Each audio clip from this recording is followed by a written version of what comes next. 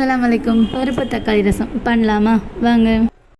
கடலப்பருப்பு, காஞ்ச மிளகாய், சோம்பு, வெந்தயம், சீரகம், பச்சை மிளகாய், மிளகு, தனியா, துவரம் பருப்பு, பெருங்காயம், அவ்வளோதான். இதெல்லாம் ஒரு வானலில் போட்டு நல்லா வறுத்து எடுத்துக்கலாம்.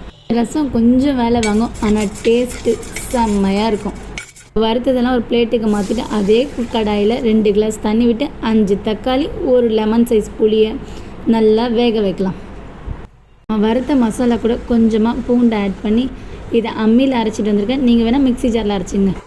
வேக வச்சிருந்தோன்னா அது இந்த அளவுக்கு வெந்திருந்தால் போதும். தக்காளியில் மேல் தோல் உறிஞ்சி வரணும். அந்த அளவுக்கு வெந்ததுக்கப்புறம் இதை நம்ம எந்த பாத்திரத்தில் ரசம் வைக்க போகிறோமோ அதில் மாற்றிக்கலாம்.